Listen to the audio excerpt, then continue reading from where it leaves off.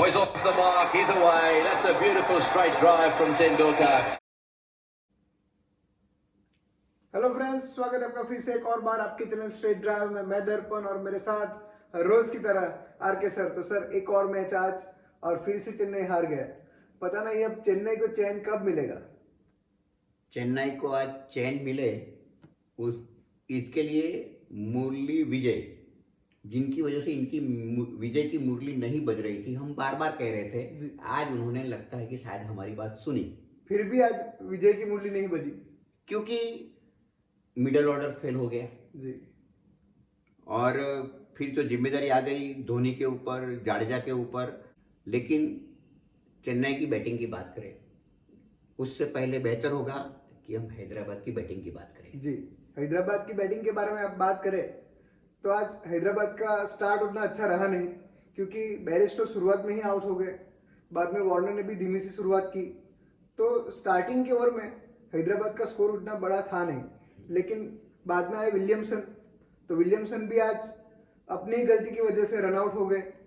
और बाद में प्रियम गर्ग और अभिषेक शर्मा ने जो पारी को संभाला है वो काफी काबिले तारीफ है। काफी काबिले तारीफ। प्रियम गर्ग को मैं शुरू से फॉलो कर रहा हूँ, उनको देख रहा हूँ कि वो कैसे अपने आप को निखार रहे हैं। मैं बहुत उम्मीद लगा के बैठा था कि प्रियम गर्ग अपना क्लास दिखाए। आज गर्ग को देखते हुए लगा कि जैसे मैं स्वर्ग में बैठा हूँ। इतनी अच्छी बेहतरीन टाइमिंग, इतना अच्छा प्लेसिंग और ग्राउंड शॉट्स, तो कुल मिला के उनके पास सब टैलेंट है। उनको पता है कि फील्डर कहाँ है। सबका मन उसने मोह लिया है। तो प्रियम गर्ग आज की बैटिंग के बाद उनका पूरा कोचिंग स्टाफ, उनका टीम के हर एक सीनियर सदस्य इतने खुश थे। लगता था कि जो इस लड़के के ऊपर इन्वेस्ट किया गया आज कसौटी पे खरा उतरा है। और उसके बाद दर्पण अभिषेक शर्मा ने भी आज अच्छी बैटिंग की। जी बिल्कुल। देखो, ये दोनों लड़के साथ साथ में बहुत क्रिकेट खेले हैं। अंडर 19 का कैप्टन था प्रियम गर्ग 19 साल का जी। अभिषेक शर्मा 20 साल का, दोनों युवा। और आज सामने वाली टीम जिसकी औसत उम्र है करीब 37-38 साल जी, उसको छकाया बराबर दोनों ने। और ये प्रियम गर्ग, हमें नहीं भूलना चाहिए कि हीरे कहाँ से बाहर आते हैं, पता है आपको? एकदम गरीबी से बाहर आते हैं जी। प्रियम गर्ग, उनकी माँ उसने सिर्फ 11 साल की उम्र में गंवा दी थी। पूरी जिम्मेदारी उसके पिताजी ने ली, उसके लिए बहुत कड़ी मेहनत की। और खुद प्रियम गर्ग मेरठ में गए ट्रेनिंग के लिए। वो उसके गांव से मेरठ 20 किलोमीटर दूर, फिर भी वो कभी साइकिल पे तो कभी बस के ऊपर बैठ के गया। उसके पिताजी ने दूध भी बेचा और रोज 10 रुपये देते थे जाने के लिए आने के लिए। देखो, रोज 20 किलोमीटर का सफर, 10 रुपये। तो कहते हैं ना कि वही कुछ पाता है जितने बहुत संघर्ष किया है। जी बिल्कुल बिल्कुल। और दर्पण आगे भी कह चुके हैं कि पावर प्ले में रन आउट होना एक जुर्म है। एक बल्लेबाज जिनका बेहतर टाइमिंग है, बेहतर फॉर्म है, स्ट्रोक्स बेहतर है, वेरिएशंस है स्ट्रोक्स में, ऐसा बल्लेबाज सिर्फ 1 रन के लिए अगर आउट हो जाएगा तो निश्चित तौर पे पूरा लोड पीछे आ जाएगा। और ठीक वही हुआ। तो ये सब जो है, इतने सारे उनके स्टाफ और कोचेज, और ये बस एक बात सिखाना बहुत आवश्यक है कि बेहतर बैट्समैन 1 रन के लिए अपनी विकेट न गंवाए। और अनऑर्थोडॉक्स स्ट्रोक्स जो खेले थे कल केएल राहुल, वैसे स्ट्रोक लगाने के चक्कर में अपनी विकेट न गंवाए, ये बहुत जरूरी होगा, तभी जाके अच्छा स्कोर बन पाएगा। तो आगे बात करते हैं दीपक चहर की, चेन्नई की बॉलिंग अटैक की। तो दीपक चहर आज शुरू से ही बहुत अच्छी रिदम में लग रहे थे। पहले 3 बॉल बैरिस्टो का आउट स्विंग और बाद में 1 बॉल इन स्विंग, जिसमें बैरिस्टो बोल्ड हो गए। तो मुझे लगता है ये पूरा चक्रव्यूह बनाया हुआ था बैरिस्टो के लिए। बहुत बेहतरीन चक्रव्यूह में बैरिस्टो का जो अब तक उसका बेस्ट शो चल रहा था, आज उसका शो फ्लॉप हो गया बिकॉज ऑफ दीपक चहर।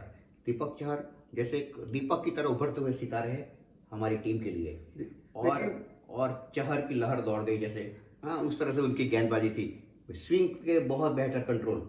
मुझे लगता है कि ये दीपक चहर भुवनेश्वर कुमार की याद दिलाते हैं। जी, लेकिन ये कहना अतिशयोक्ति नहीं होगी कि जब विकेट पेस बॉलरों के लिए अच्छी रहती है तब दीपक चहर बहुत बेहतरीन गेंदबाजी करते जी। हैं।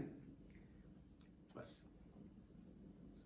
तो चेन्नई की टीम आज 165 रनों का लक्ष्य का पीछा करने के लिए उतरी थी, लेकिन शुरुआत में ही 41 रनों पे 4 विकेट गंवा देना, मुझे लगता था गेम वहीं से उनके हाथ में से चली गई थी। हमने ज़्यादातर मैचेस में देखा है कि गेम पावर प्ले में ही हाथ से निकल जाता है, क्योंकि 60 रन बनाना आवश्यक होता है और ये 60 रन बनते नहीं हैं, विकेट चली जाती है। तो इसकी वजह से ये जो शुरू के ओवर से ही पहले 6 ओवर से अगर मैच चला गया था, मैच बोरिंग हो सकता था। लेकिन धोनी जो है कभी हार मानते नहीं है, वो जब तक रहते हैं आखिरी गेंद तक लड़ते हैं। वैसे भी उनको आर्मी का शौक है। तो ये आर्मी का शौक उनको, देखो ये गेम में कुछ रहा नहीं था, लेकिन आखिरी गेंद तक खेल बड़ा दिलचस्प रहा, क्योंकि जब धोनी होता है ना तो हमेशा हम लोगों को, हम सबको उम्मीद रहती है कुछ ना कुछ अनहोनी होगी। हालांकि आज हो नहीं पाई, लेकिन धोनी ने 40 की उम्र में, हाँ जो 20 साल के नौजवान को भी एक बार हैरत में डाल दे, ऐसी रनिंग बिटवीन द विकेट और ऐसा खेला है, तो उसके लिए एक सैल्यूट तो बनता है दर्पण। जी बिल्कुल बिल्कुल। और लेकिन हमें रविंद्र जडेजा का कंट्रीब्यूशन भी भूलना नहीं चाहिए। उन्होंने भी आज लाजवाब पारी के लिए 35 गेंदों में 50 रनों की, हालांकि वो पारी चेन्नई के लिए उतनी उपयोगी नहीं रही। हाँ, रविंद्र जडेजा ने जब भी धोनी को रन की जरूरत पड़ी है, चाहे फास्ट रन रेट से चाहे स्लो रन रेट से, रविंद्र जडेजा हमेशा उसकी कसौटी पर, उसके भरोसे पर खरे उतरे हैं। और रविंद्र जडेजा की वजह से ये एक मुश्किल जैसा लग रहा था, वन साइडेड गेम आखिरी ओवर तक, बल्कि आखिरी गेंद तक बड़ा ही इंटरेस्टिंग रहा। आज डुप्लेसी भी अच्छा खेल रहे थे, लेकिन वो भी आज रन आउट हो गए। यही महंगा पड़ जाता है ना दर्पण, कि जो बैट्समैन फॉर्म में है, मुझे ये समझ में नहीं आ रहा कि एक रन के चक्कर में अपना बहुमूल्य विकेट क्यों गवा देते हैं जी। और इस रनआउट में भी प्रियम गर्ग का योगदान भूला जाना नहीं चाहिए। प्रियम गर्ग अच्छे फील्डर भी है, उन्होंने 2 बाउंड्री ऐसे बढ़िया तरीके से रोकी थी, जो शायद उसके अलावा कोई और फील्डर होता तो निश्चित तौर से वो बाउंड्री लाइन के बाहर ले जाती। हालांकि आज टी नटराजन के बारे में बात करें तो वो काफी एक्सपेंसिव रहे, 43 रन देके, हालांकि 2 विकेट भी चटकाए जो महत्वपूर्ण विकेट थे। तो मुझे लगता है कि टी नटराजन में पोटेंशियल है, टैलेंट भी है, तो बीसीसीआई को टी नटराजन में आगे जाके इन्वेस्ट करना चाहिए और बीसीसीआई इन्वेस्ट करेगा भी जी, क्योंकि बीसीसीआई के प्रेसिडेंट सौरव गांगुली है जी, वो मेरा one of the favourite player है। मैं जानता हूँ दर्पण, मैं जानता हूँ। अब टी नटराजन यॉर्कर कर रहे हैं, लेकिन इनके बारे में एक बहुत इंपॉर्टेंट बात यह है कि इन्होंने 20 साल जब उनकी उम्र थी तब तक तो वो टेनिस बॉल खेल रहे थे। लोगों ने, गांव के लोगों ने देखा इसके अंदर पोटेंशियल है, तो उसको एकेडमी में लाया गया। एक्सपेंसिव रहे, लेकिन अनकैप्ड खिलाड़ी सबसे महंगे हैं, 3 करोड़ में बिके। अब इन्होंने 3 करोड़ में जो रुपया है वो गांव के लड़के के लिए, क्रिकेट की अच्छी सुविधा के लिए इन्वेस्ट किए। तो देखिए, गरीबी से जो लड़के आते हैं वो ऐसा सेवा का काम भी करते हैं। गरीबों के से यहाँ से क्रिकेटर आएंगे। अब पहला जैसा माहौल नहीं है कि मुंबई से या बेंगलोर से या मद्रास से क्रिकेटर आएंगे। क्रिकेटर हर जगह से आ सकते हैं, क्योंकि इंफ्रास्ट्रक्चर बराबर प्रोवाइड किया जा रहा है। भारत का इंफ्रास्ट्रक्चर बहुत बहुत खूबसूरत है, उसकी जितनी भी तारीफ की जाए कम है। पूरी दुनिया उसकी तारीफ करती है और इसीलिए हमें इतने बेहतर से बेहतर क्रिकेटर मिल रहे हैं। तो जाते जाते आज का क्विक रिव्यू क्या रहेगा? यही कि धोनी को मिडल ऑर्डर मजबूत करना होगा। वॉटसन इज डूइंग व्हाट उसके लिए भी सवाल खड़ा होता है और उसको फील्डिंग के ऊपर भी काम करना पड़ेगा। धोनी जैसे जिनको सब कुछ समझ में आ गया होगा, आज धोनी नंबर 7 की जर्सी पहना हुआ खिलाड़ी जिसको हमने कई बार देखा है, नंबर 8 पे सबसे बॉटम में बैठा है, उनको भी अच्छा नहीं लगता होगा, हमें भी अच्छा नहीं लग रहा। आज की मैच के बाद, ये आज की मैच में टक्कर थी 6 और 7 नंबर की, लेकिन हैदराबाद ने अपने हुनर से अपनी पोजीशन को टॉप 4 में ले लिया और चेन्नई जहां पड़ा था 8 नंबर पे वहीं पड़ा रहा और पता नहीं कब तक पड़ा रहेगा। और हम चाहते हैं कि धोनी उनको उनकी किस्मत भी, तकदीर भी साथ दे और कुछ ऊपर जाए।